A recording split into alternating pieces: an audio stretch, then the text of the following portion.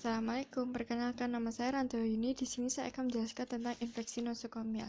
Infeksi nosokomial itu terjadi di rumah sakit, dan sumber infeksi nosokomial itu ada satu, yaitu klien. Klien merupakan unsur utama yang dapat menyebarkan infeksi kepada klien lain. Yang kedua, itu ada petugas kesehatan. Petugas kesehatan itu juga dapat menyebarkan infeksi melalui kontak langsung dan dapat menular berbagai kuman ke tempat lain.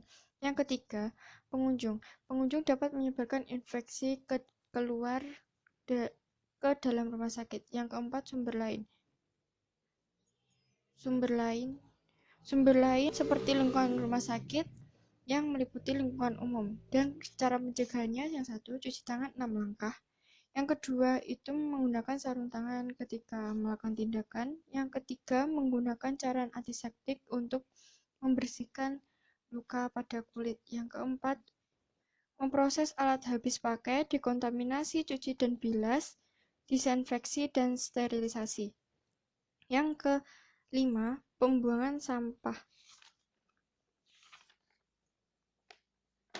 Dan menjelaskan tentang cara latihan nafas dalam dan batuk efektif. Yang satu, persiapkan alat dan bahan. Yang satu, spurtum berisi disinfektan. 2, kertas tisu. 3, bengkok. 4, sarung tangan. 5, perlak. 6, air minum hangat. 7, buku catatan. Yang ke satu, caranya. Untuk cara kerjanya, satu, jelaskan prosedur pada klien atau keluarga klien. Yang kedua, cuci tangan dan pasang sarung tangan. Yang ketiga, minta klien untuk meletakkan satu tangan di dada dan satu tangan di abdomen.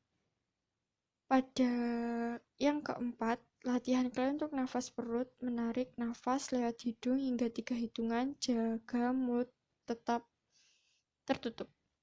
Yang kelima, minta klien untuk merasakan mengembangnya abdomen, cegah lengkung pada punggung, jadi tetap tegak dan merasakan mengembangnya perut. Yang keenam, minta klien untuk menahan nafas hingga 3 hitungan.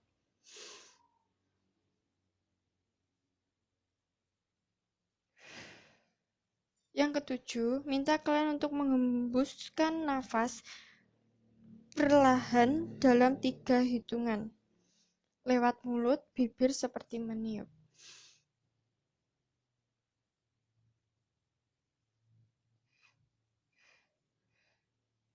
Yang kedelapan, minta klien untuk merasakan mengempesnya abdomen dan kontrak dalam otot.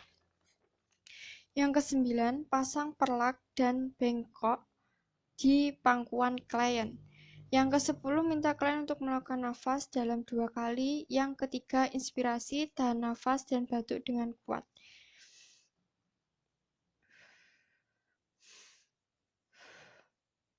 Yang ketiga, inspirasi. Dan batukan dengan kuat. 11.